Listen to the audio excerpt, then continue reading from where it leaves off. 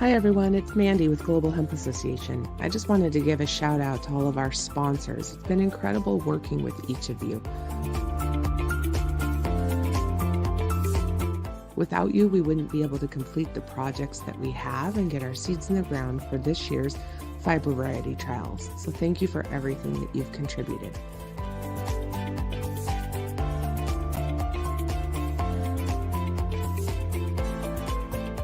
For anybody else, if you're interested in getting involved and want to contribute or sponsor, please reach out. We can make it happen.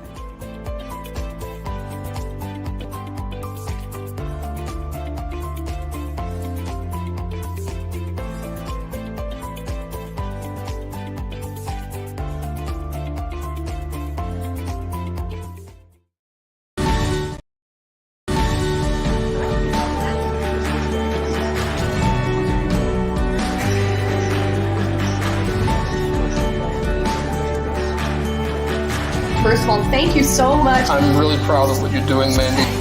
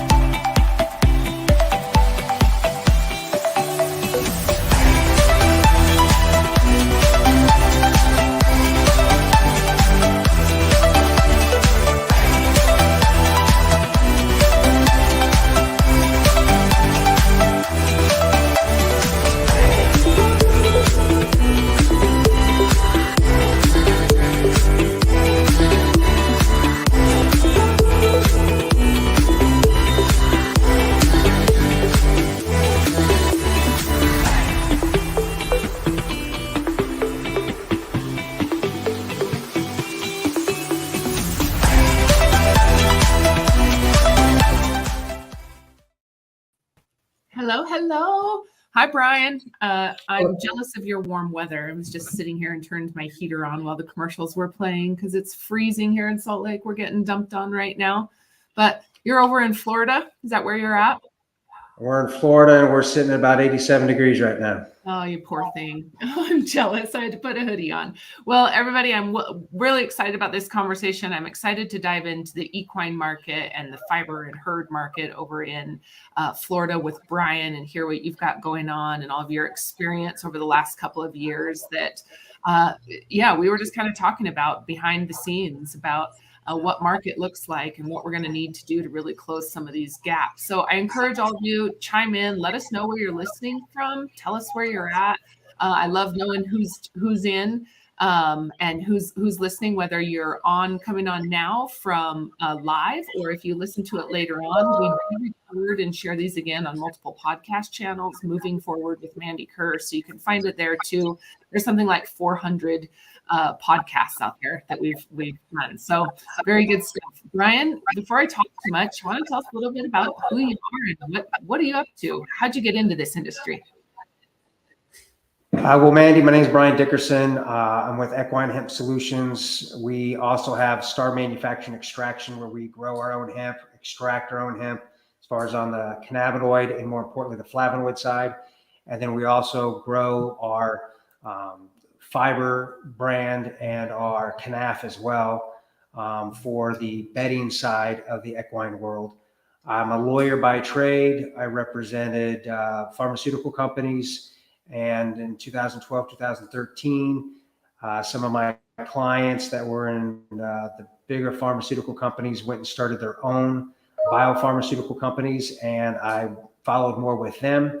And it evolved into white labeling. It evolved into working with University of Mississippi and seeing what they had as far as cannabinoids for one of my clients.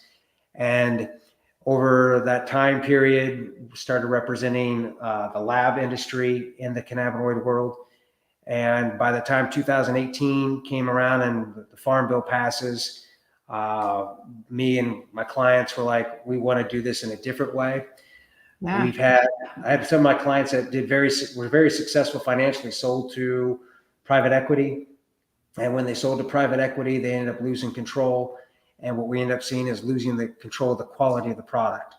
And so we were trying to have more of a control, controlling that soil to oil, that whole line, the vertical integration. So we know exactly what seeds, what's in the actual plant.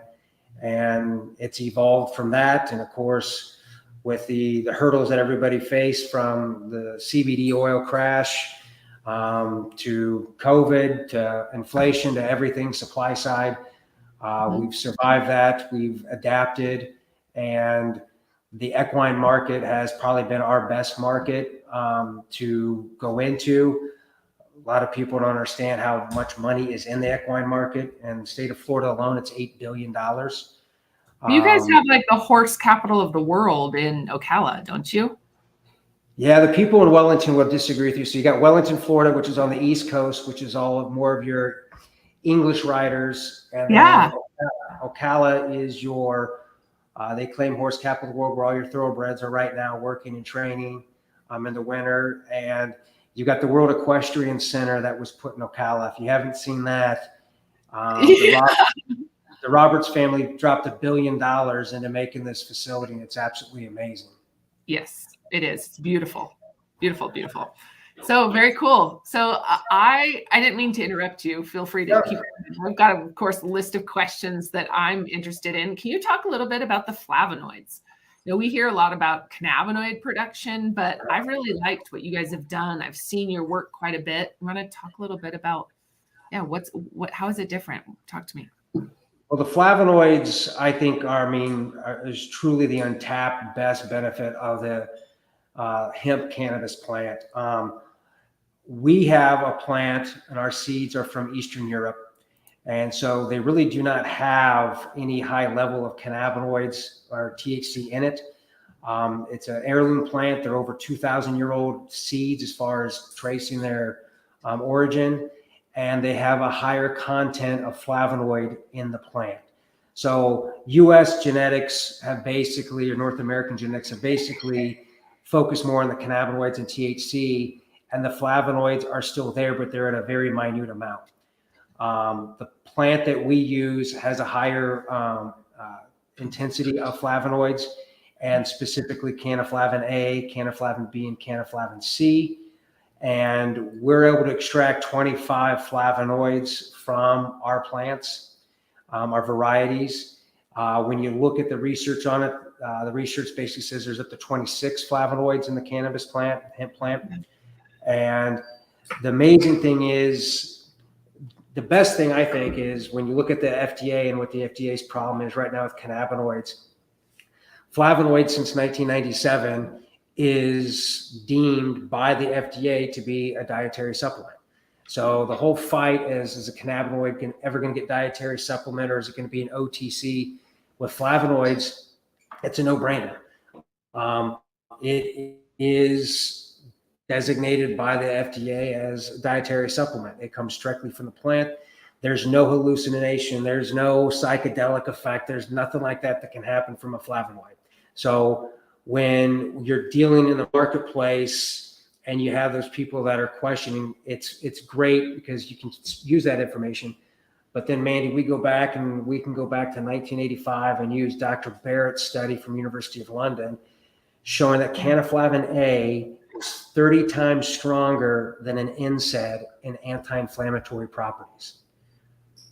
Okay. So you look at everybody today, dousing, taking Advil, taking ibuprofen, and what it does to their stomach. In the horse world, Mandy, it's butanbanamine. And the butanbanamine is what they give the horses to stop the pain. And then in 10 years, the horse is suffering from liver failure and kidney failure. And with our product, it actually helps the stomach, and it's 30 times stronger. So it's got great benefits. Okay. So this is, yeah. Okay. So when you're talking about the equine market for animal bedding, right? Are you using the same stock, or are you as your flavonoid production, or are you guys growing differently? What's the field and farm side look like for your production for fiber and grain or fiber? So for the fiber is it's not related to the flavonoid plant.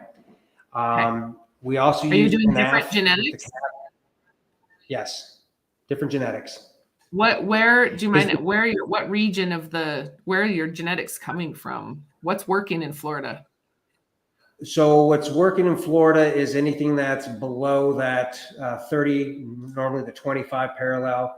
So Asian is the best. South Asia is the best as far as what we have down here. And the canaf is good too. The canaf from Africa, our canaf last year grew up to 25 feet tall before Hurricane Ian came and knocked it down. So they both have benefits. We have in Florida, especially South Florida, we have no one makes fun of seasons, but we have temperate seasons. So like right now, we're dry, we're less humidity, and we'll be that way until May. And then May, then our humidity kicks in, and it's like that until December. So we've got 2 seasons for the planting with regard to the fiber type hemp. With regard to the flavonoid, we can grow that every day of the year and just keep pumping it out because there's no issue with that. And the same with cannabinoid hemp. Yeah. I want to give a shout out to everybody real quick that's listening. I see that Jeffrey and Kay in Utah. Kay, I'd love to get together with you if you're still listening. My email is mandy@globalhempassociation.org if you guys have questions. But Kay, I'm in Utah and I'm definitely pushing the Utah market now. Now they've kind of put some definition in separating cannabinoid production from fiber and grain production, which I think will help for scale. Brian, where do you see that impacting in your area, the need for that separation of, or do you see that it's important for the definition? No, there needs to be the separation. I mean, it's ridiculous. We went with the definition. I know everybody was happy when the Farm Bill was passed in 2018 and that we could move on, but it was rushed so much that the education of the Congress, let alone the state legislatures, was not there, and you still don't have that education. You're having to educate the new office holders that are coming in now, because a lot of them have just been changed from the 2018, 2020 time period. And the education is the most important thing, that your grain fiber hemp shouldn't even be categorized with a cannabinoid hemp. They're not even the same type of growth. They're not even close to the same type of crops. But it is actually getting the right people to educate the legislature and the administrations as far as the difference. Yes. Yep. You're exactly right. Okay. So I'm really interested. I hear canaf come up a lot, and it seems to be pretty easy to grow compared to this. And I don't know, right? But I hear a lot of success stories using canaf for composites or different fillers. Where does it play a role in compared to hemp? I'll honestly say for us here in Florida, where we can grow the canaf from Florida, it grows better. It grows, and since we can do it all year long, our spring, so we'll plant the canaf in March and April, and it'll come out in September and October, and that is what would be our true fiber bedding type of canaf. When we plant the canaf in September, October, because of the sunlight, I mean, it is truly photosensitive in the sense that from September until our February harvest, which we just harvest, you are looking at, it's just producing seed, and you get the gorgeous flowers. So it looks like a hibiscus flower. And every morning you go out and all the plants have all these hibiscus flowers, and they're creating the seed. And so you get tremendous seed production. We do from that fall to winter crop. And then our spring into the early fall is our fiber grain. So we can create our own seed in the winter and put it right back in the ground in the spring and pop it up in the summer. Cool. Okay, so I want to dive into what's processing look like in Florida right now. What does scale look like, and then at end market, right? You've done some studies and being in the equine market, what's needed and what do we need to do to kind of bridge that gap? So we're working with investors right now on putting in a true facility for the fiber aspect here in South Florida. We don't have it in South Florida. There's continual talks that Orlando, Orange County is going to put something in, and there's talks that there's investors doing that. We are in serious discussions. In fact, we're buying land, more land right now, and we are looking at 2 facilities right now that are old orange grove citrus facilities. What we're doing down here, Mandy, is a lot of people don't realize the orange business in Florida is about gone. Yeah. It's called greening, and it kills the oranges. And South Florida, the orange market is almost obliterated. If you look at the orange containers anymore, Tropicana, Minute Maid, 10 years ago, you would see Florida oranges. Right. You don't see that anymore. They don't advertise the Florida anymore because it's very rare. So what we have is we have a lot of orange groves that are dead. We have a lot of orange groves that are still trying to survive for the greening. And so what we're doing down here is we're going in, we're buying the old orange groves, we're clearing out the old trees. But the problem you have, Mandy, is there's so many chemicals in the ground from the last 5 to 10 years where they're trying to save these groves with chemicals, trying to figure out what would actually kill the bacterial infection. And so we see that as the opportunity to bring in the canaf, bring in the hemp, plant that, remediate the soil, use what we have for the actual end product. And whether that be hempcrete or be some type of plastic, we can still use that hemp and then remediate that soil. And whether that soil then ends up being used for hemp in the future, or more importantly, it's been cleansed and remediated so another crop can go in there. Because Florida, a lot of people realize how big of an agricultural state Florida is, but like right now, we're producing the majority of tomatoes, watermelons, peppers right now that will be on the spring market. So we're trying to do that, but in doing so, we've got our investors looking at the old orange grove processing facilities that are no longer in business and taking those buildings, and we're going to convert those into working with the hemp. That's awesome. Okay, so talk to me about end market, right? Goal initially is targeting the equine animal bedding, and are you guys going to be doing any grain production? I assume no. We're not going to be doing any grain production down here, and Mandy, we just haven't done I don't see where we can compete with the other states with the grain production. I mean, to be honest with you, when you talk about a drill seed in Florida, most people are like, what the hell's a drill seed?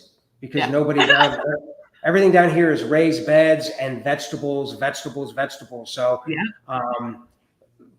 you don't find combines down here. Now, the one thing here's one fact that most people don't realize: Florida is, I think, number 1 or number 2 state in producing fresh edible corn, sweet corn. So we do have that in more central Florida and up in North Florida. But that market, they're not going to change the ground for that purpose for the hemp. Down here, mid-Florida, southern Florida, the old orange groves, that's what we're looking to do, that change. And I think it'll just be the fiber grain, the fiber hemp herd, not the grain, as far as what we're going to be using. Okay, so can you talk about like what you're anticipating for sowing density, and then through some of the specs maybe that you're trying to meet for quality?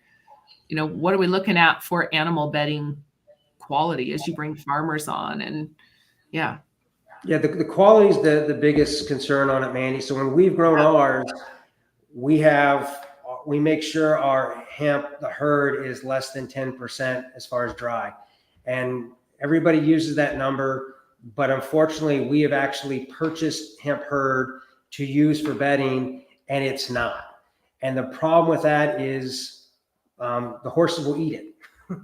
If it's above 10%, that there's still that smell and that hemp herd that the horses will associate with food, and they will eat the bedding. And of course, you don't want a horse eating their bedding, because they'll eat nonstop, and then they'll colic. So making sure we have that hemp, the herd actually dried as it should be dried. And then we've actually, over the last 3 years on my ranch, testing various varieties, different cuts, different blends, we actually find it more beneficial to have fiber, a small amount of that fiber mixed in with the herd. So they use the basic study that hemp will be 4 times more absorbent than wood bedding, like pine straw, and it'll last 4 times longer.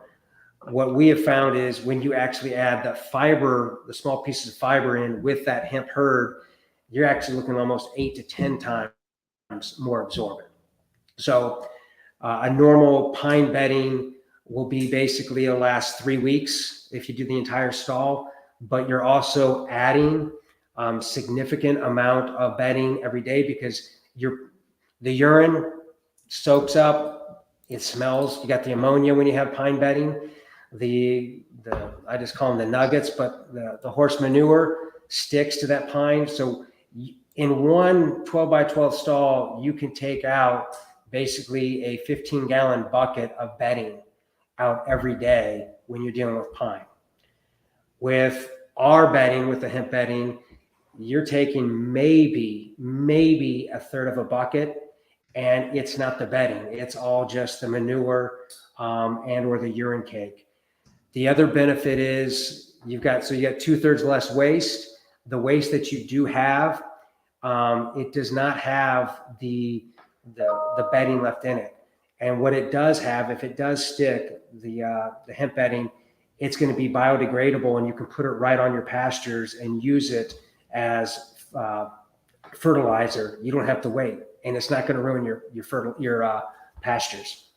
Okay, so you said some pretty powerful numbers, and this is something that we talk about, right, all the time, is the absorbency and the ammonia, how it kills the smell of the ammonia.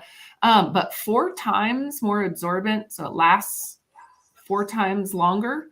That's a lot. And that's when you look at big facilities, the labor alone that this cuts back, right? So when we talk then dollar for dollar or value, especially when we're looking at pine shavings that are pennies to buy per pound compared to, can you talk about how you have this conversation? And so the most difficult thing is when you're talking to the feed stores, the stables, about what the actual cost to do a bed. So a 12 by 12 bedding, you're looking at $240 to $300, and everybody's like, holy cow. I mean, they're used to doing $40. And then you're like, well, here's the difference. Let's extend that out an entire year, because you're going to be cleaning out that 12 by 12 pine bedding stall every 3 weeks and putting new in. In addition to that, every day you're putting a bag to 2 bags in to refresh it. When you look at hemp, you're putting about 5 pounds in a week of new bedding. That's it. So when you take this out over a year time period, and we've worked with a lot of pine bedding manufacturers to use their numbers, in a year's time period, a 12 by 12 stall, you're looking at about 3,500 low ball, and I'm talking like a low base, up to $4,800 for your pine bedding per 12 by 12 stall. When you use the hemp, you're down to 2,200 at the low. And what I mean is where you don't have a lot of base. Some people don't like a lot of bedding. Up to the highest is about 3,200. Let's say 3,300. You're saving $1,000 off a year on bedding costs. Because of its time. Yeah. Mandy, that's the biggest thing at the time.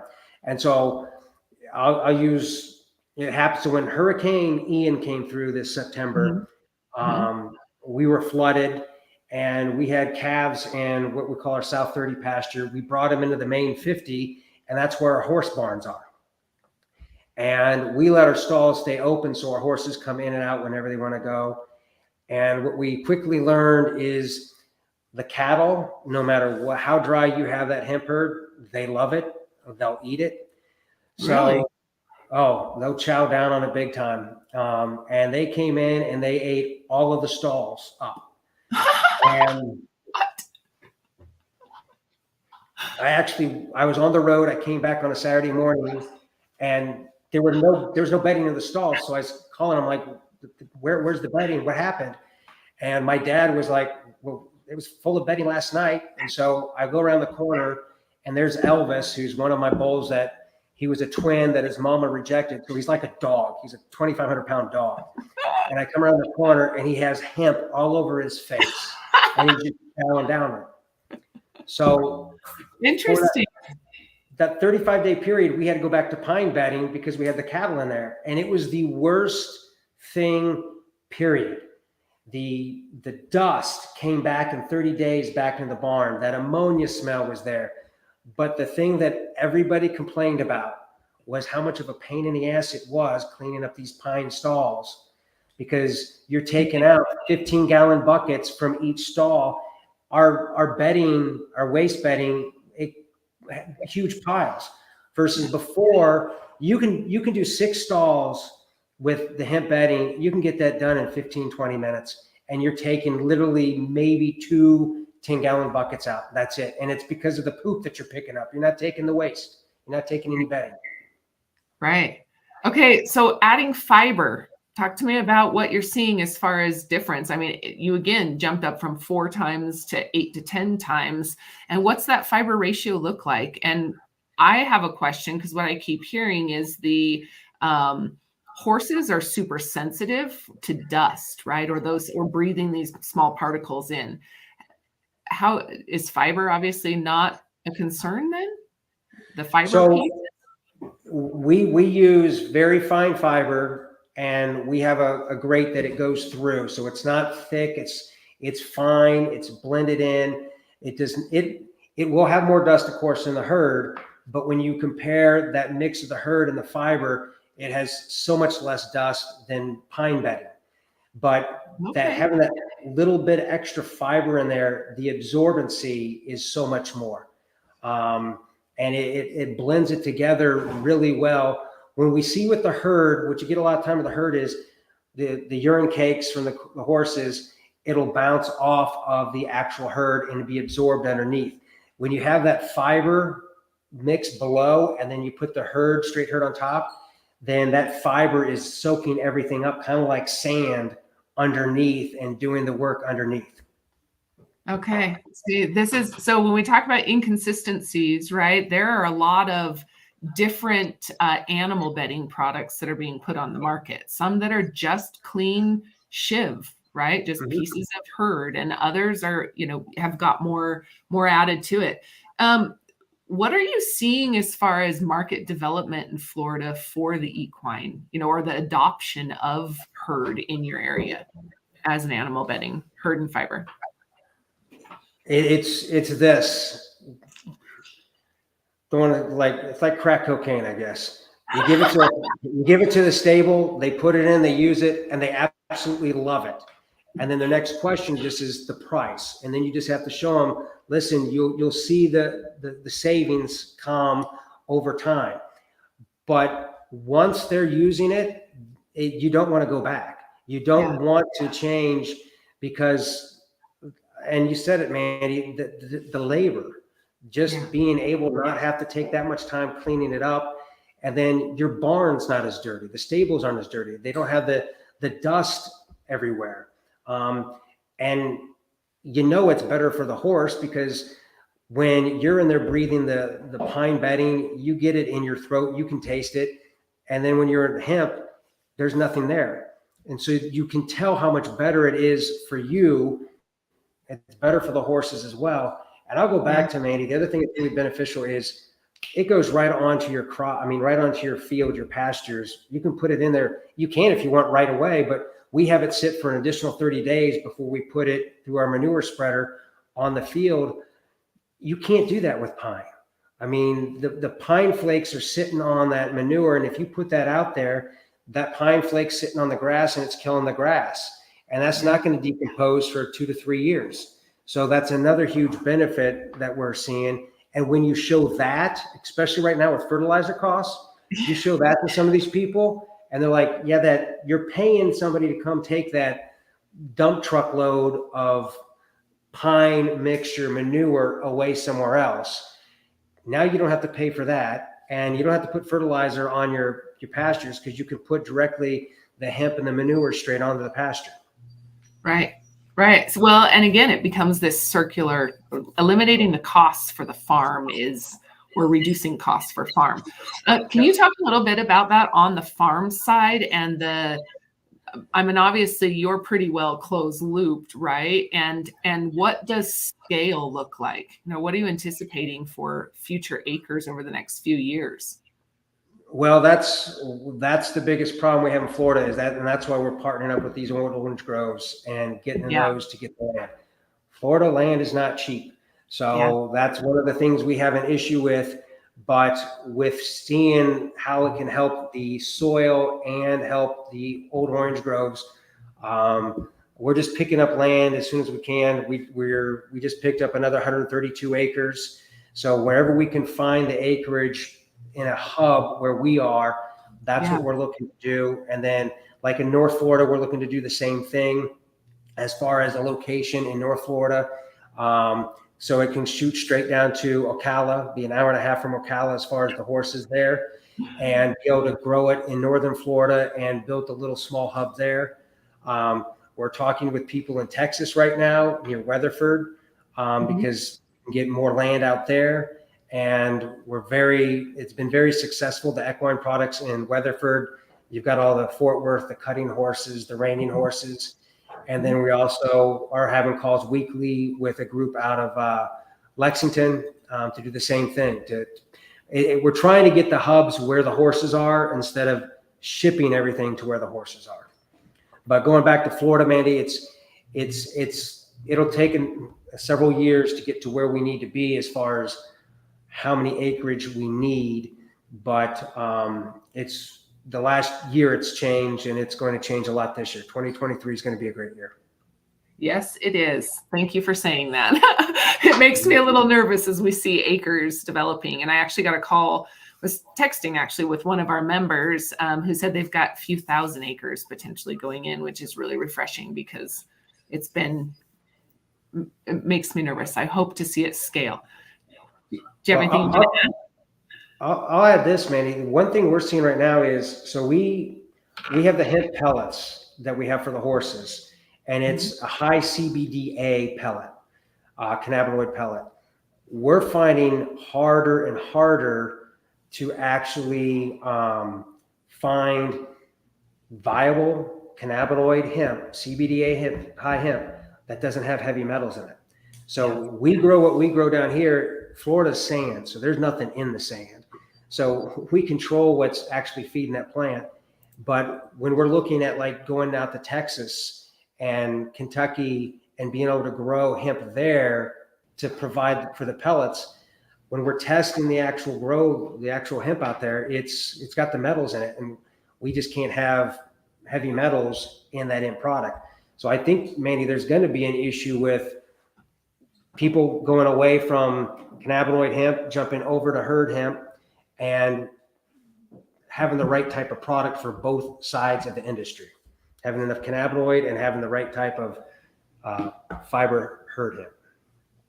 Yeah, well, and I think that this contaminated, where it's being grown and then where that end market plays such a big role. Even if we look into animal bedding compared to building materials or into a composite, how much of that and what does that process look like? I'd love to learn more as you guys really dive into that and explore.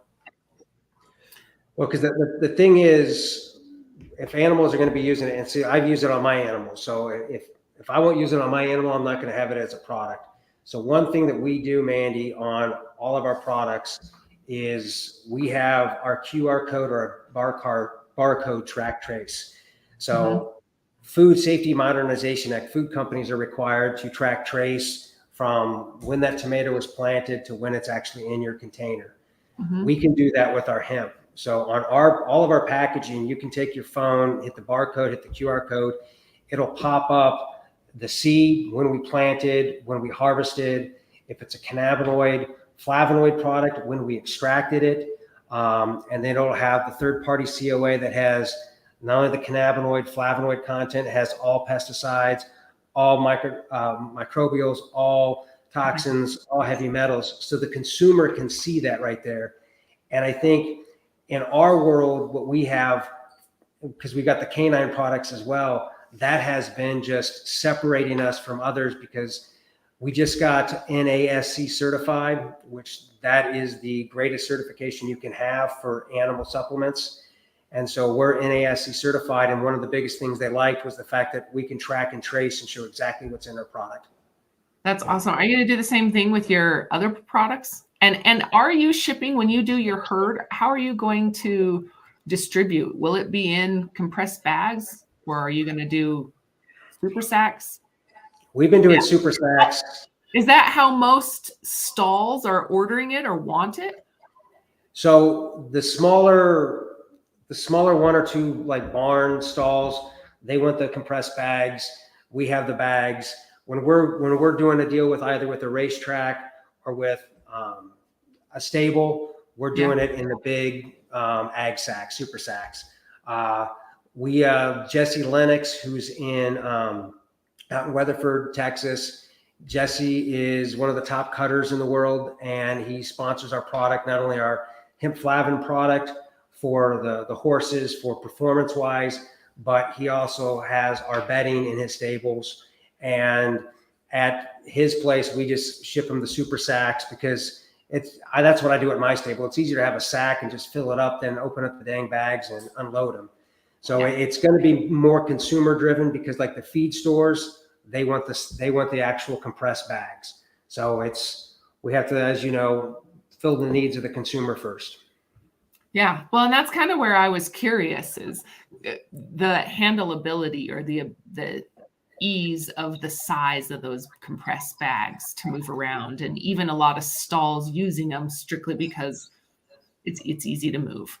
But I definitely also like the idea of less plastic. So it's fun to we promote the less plastic, we promote the recycling. So they're super sacks. We pick up the super sacks just like you used to pick up the old milk jugs and bring them back, and they have their own super sacks, and you go back with them on that. And we also have the pelletized bedding as well, Mandy, which that's where we actually, when you get that fiber and the herd and you pelletize it, that compression right there is really good. So when you do put them on the bedding on the floor and you wet it down and it expands, that we really have to do in the bags, because it's just easier that way in the bagging. Okay. So, wow, I'm impressed. Talk to me about the size of facility and capacity of the facility itself that you guys are looking to bring on. I know you said 2, like a smaller hub. Are you thinking 1 to 2 tons compared to a 10-ton, per hour facility? What are you looking at for processing? So the one that's near us here in Labelle area, South Florida, that one's the square footage of the building is just under 200,000 square feet. So we're going to be able to adapt and do whatever tonnage we want to do in that building. Awesome. When we're looking at the North Florida aspect and we're looking at going to Weatherford, then that's more the 2-ton. Yeah. Awesome. Distribution. Are you guys looking really just to target Florida? Oh, I guess you said Florida. What about fulfilling some of these other, like you said, the composite market and micro composites? And have you guys made headway there? What's your team look like? Well, we really haven't looked into that, Mandy, as far as the composites. We've had a couple outside experts come in that have experience in it and want to get involved. And so that's part of the discussion with them. Yeah. Because there's going to be hemp that we have that is going to be targeted for the equine bedding, and there'll be others that will be for other use, whether it be hempcrete, whether it be composites. We were approached in the last 6 months by one of the universities around here that wants to eliminate plasticware, and they want to see if they can team up with us and us use some of their students and some of their professors to then make like hemp stick for their cafeteria and all that. So there's those type of discussions going on. As far as our staff, we've got what I call hands-on, just learn as we go. And then we have like Morgan Coffey, who's our chief science officer. He's the one behind the flavonoid research. He's the one that knows how to extract the flavonoids. We have Tyler and Sabrina Million that are just, Tyler 2 years ago, probably didn't have any knowledge on hemp. Tyler, as far as what we need to do, he runs our facilities. He knows what we need to get. So it's like everybody, I think you get the people that have been in it since 2014, 15, or the people on the cannabis side, like Morgan's been in it since 2001, doing medical marijuana in California back then. You get those experience, and then you get just the hard workers, because what I've learned and what we've learned is I don't care what degree you have. I don't care where you think you went to school and how smart you are. I want to see how hard you work and then how hard you adapt. And one benefit we have in South Florida is our workforce, our Latino workforce is just amazing. I mean, they will just mow down any other workforce you can ever imagine. And it's just really exciting to see them excited about being proud. I mean, you go throughout town and you see them wearing our Equine Hemp shirts or our Star Manufacturing shirts. And it's just exciting to see they've got like an ownership and they've got a connection to it. That's awesome. Well, it's crazy what passion it brings out, right? I don't know any other industry or plant that really hits every sector, from medical to construction to energy to remediation, agriculture. I mean, it's all so beneficial, and hemp is at the forefront of so many of those conversations. So it's just the education's got to continue, and the money's got to continue, because it's there. It's the best thing for the environment. I mean, there is absolutely zero waste of any plants.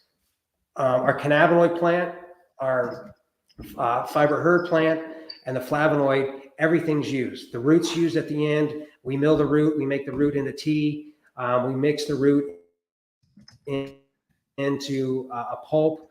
When we have, after we mill the plant for the cannabinoid, after it's gone through our CO2 extraction, a lot of people just think that extra biomass pulp is waste. We've used that for fertilizer. We've used that in the pellets for the horses. It's just, you got to control the cannabinoid content, and there's not anything wasted at all. In fact, Mandy, I'll send you this picture afterwards where we have our milling machines. You have all this extra coarse dust, and we would sweep. We started doing this 2 years ago. We'd sweep the dust into this square that's concrete, but just bad dirt. Nothing can grow in it.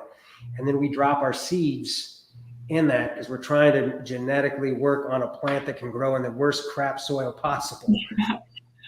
But that hemp pulp that we sweep into that area, you plant them with the hemp pulp and you plant it without the hemp pulp. And that hemp pulp, that plant grows off of itself, just how like the plant grows off of its own flavonoids. And it's really cool to see that there's absolutely zero waste on these plants at all. I've been seeing lately people selling starts that are grown in hemp fiber. Like same thing, right? The decorticated, same idea. And I know that Melissa down at Global Fiber, she did the same thing. She had these beautiful pots that she planted this summer that were she filled them with Hemp Hurd. It was awesome. Yeah. Okay. So go ahead. No, go ahead. I was going to ask you about equipment. Like, how do you anticipate modifying, or what type of equipment do you guys need in your area to scale? Because you said really you don't have like the drill, and you don't have probably the same. Yeah. We went up to the Midwest and brought some of their drills and all that stuff down. So we have that, but it's the scaling of it is going to be key. Yeah. The other thing is when you're actually harvesting. So September, October in South Florida, it's a different world altogether with your vehicles, your ag equipment. The muck, the mud is just unbelievable. So you've got to be cautious with that. We got to be cautious when we're harvesting at that point in time, because we still have really high humidity. That's why when we're looking at this facility with 200,000 square feet, these old orange grove processors have these huge refrigerator buildings that used to store the oranges. So we're looking at that being viable to then bring in to be able to dry easier since we've got so much humidity on the outside. That's what else I was going to ask is the redding. Like in that process, you know, what does control of that look like, or specs of that look like into your equipment? We're still learning. Yeah. I mean, this is really where I look at both opportunity and this unknown, especially in Florida. You know, you see some of these other areas where moisture is pretty controlled and humidity, but your harvest time is your rainy season, isn't it? Yeah, we're coming right out of the rainy season for the fiber herd type. We're coming right out of the rainy season. But and the other thing is, Mandy, we have no idea. Like this past year when Hurricane Ian came through, normally in September we get about 15 inches of rain. October we'll get 6 to 7 inches of rain. Hurricane Ian came through. It dropped 6 inches of rain around where the crops were within the first hour of the storm. And then we didn't get any rain after all. It just spit. But the weirdest thing is in October, we got half an inch of rain and it was dry as dry can be. So we still have, unfortunately, we've got to deal with those unknown hurricanes that come in. Yeah. And that's why we're planting 1 month earlier this year so that we can hopefully, Florida's hurricanes predominantly are mid-September to mid-October. So hopefully we can get out and not have to deal with a hurricane issue like we did last year. Yeah. Are you guys participating in any kind of carbon programs? We've looked at them, and here's the whole problem, man. It's just finding out the ones that are actually legitimate, and they come in and like, well, yeah, you got, because Canaf's got even a higher carbon remediation than hemp. And so we show them this, and then the end product, and I don't know if other people are encountering this as well, but the end product, they're like, well, we have to be able to show that it's not, the carbons aren't going to escape for 100 years afterwards. So like for the hemp bedding, you don't get it. They're not giving any carbon credit for that period because you're putting it back in the soil and you can't show that it's not going to escape for 90 to 100 years. So that's one thing that we'd love to find somebody that actually has a viable option. The thing I think we're finding more on, Mandy, is working with companies, and whether you're pro ESG or not pro, anti, whatever. Yeah. ESG in Europe is here. The European people need ESG credits, and it's their similar carbon credit. And so when you look at what ESG can actually be credited for the environmental side and the social side, that is, I think, where we're finding more of a benefit than actually carbon credits at this time, until that carbon credit market actually matures and figure out what it's going to be.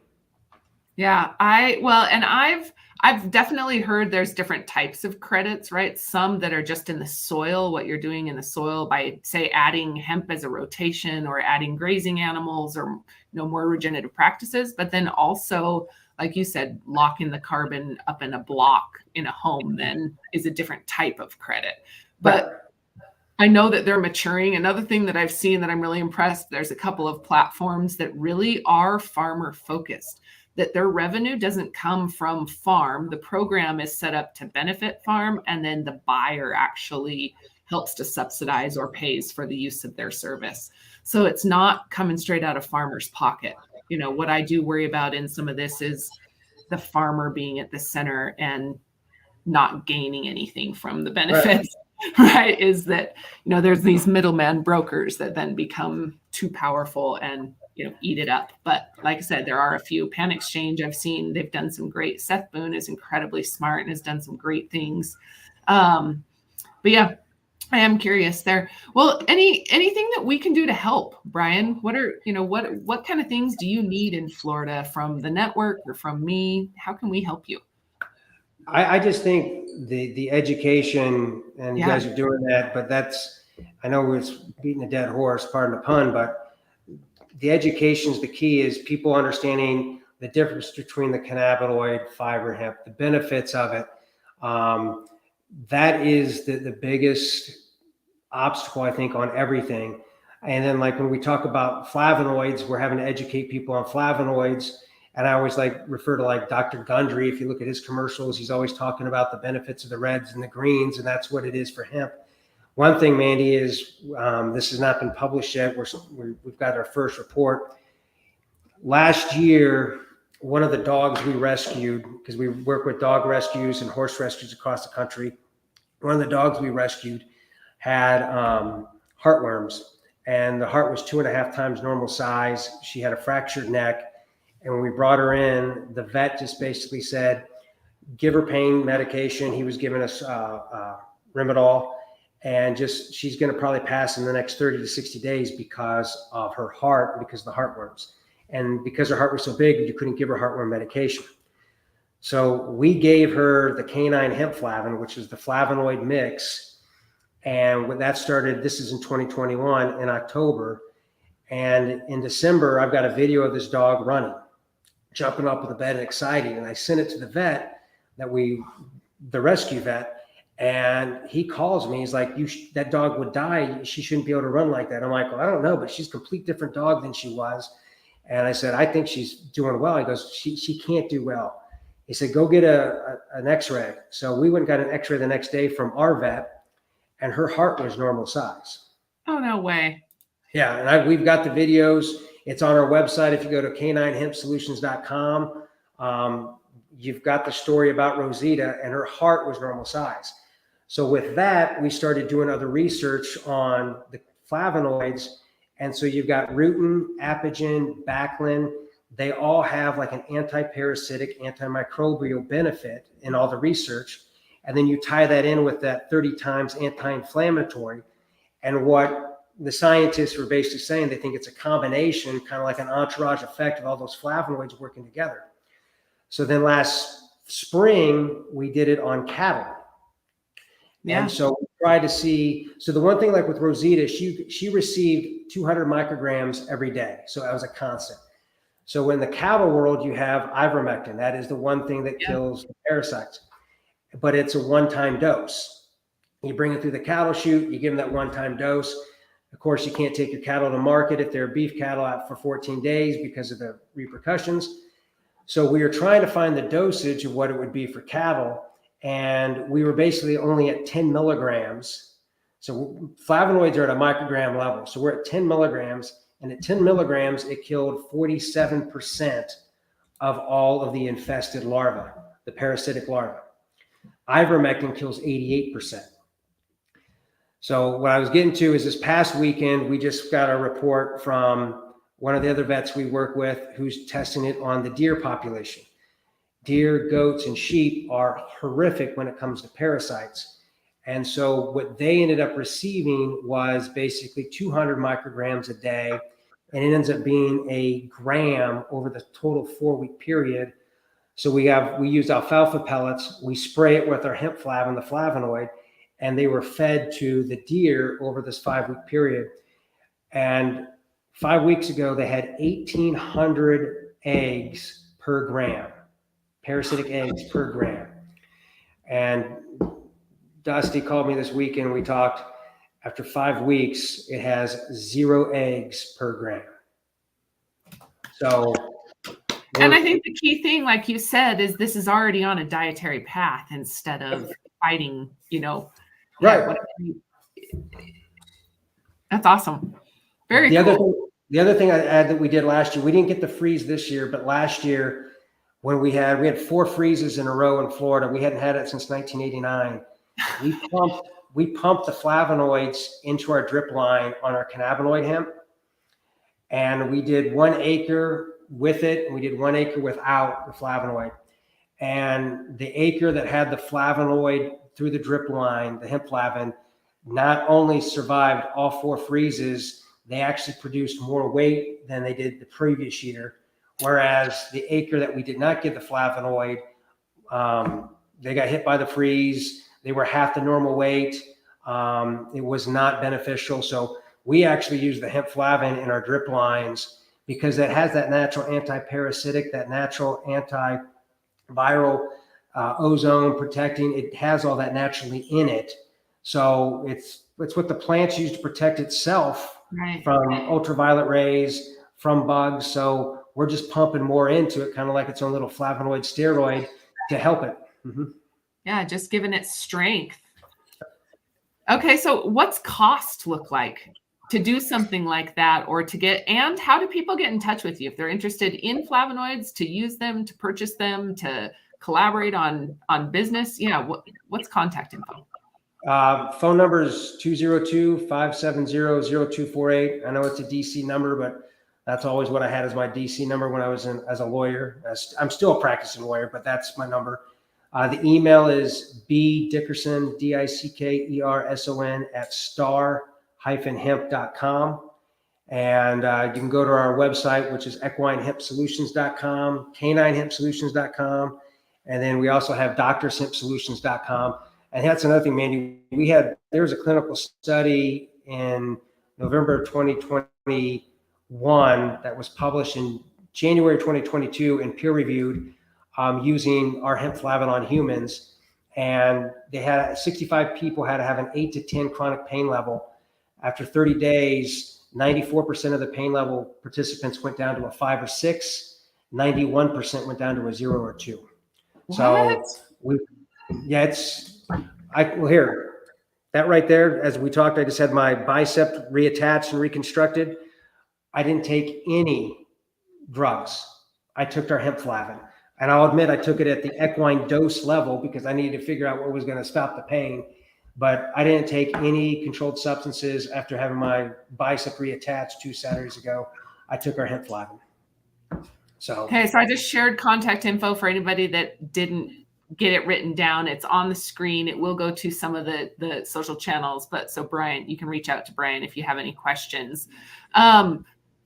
Yeah, I'm totally excited. I'm very excited about this, and I'm very excited for the Florida market. Florida market I've been working on for a little while, or really been interested in, because all the same reasons you listed. I am still, it'll be interesting to see what scale looks like, what fiber production looks like. And like you said, being able to have the equipment down there was key, and a huge expense that farmers have to, incur. So yeah, great. Anything else, Brian? Anything you want to add? Any shout outs you want to give real quick before we sign off? We're already at an hour. I'd love to continue to support you the best that I can. I just think, Mandy, we're looking to help you guys any way you can in Florida. The association has any questions, needs any contacts, let us know. We're trying to work with the government officials down here to push more hemp. And I think we're getting there. We got a bunch of the old Orange Grove families that are now talking with us that want to get Florida. Our orange groves are gone, so they may be able to figure out something in the future. But for right now, how to fix those orange groves, the land, and get hemp growing in Florida as much as possible. And I mean, we want to help everywhere in the country, but like Florida alone, our agricultural side is huge. We can benefit from that, and our equine is an $8 billion industry by itself. So we got to do what we need to do.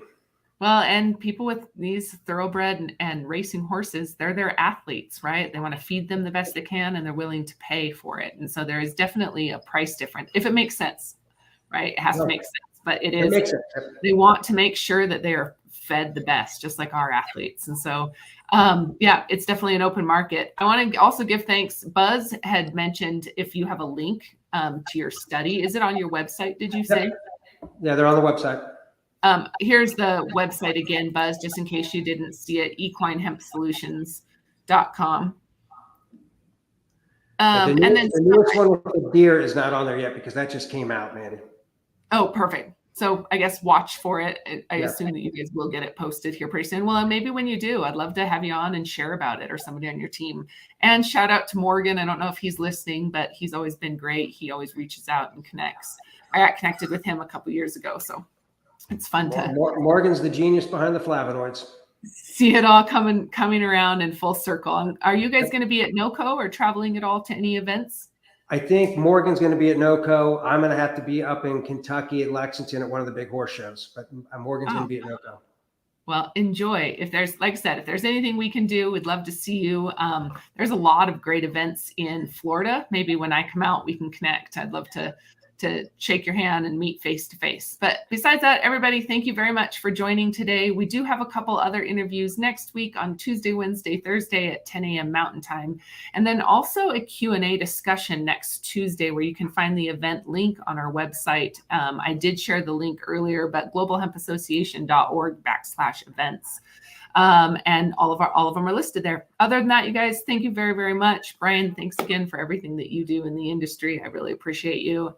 And let's stay in touch. Thank you, Mandy. Absolutely. We'll talk soon. Thank you.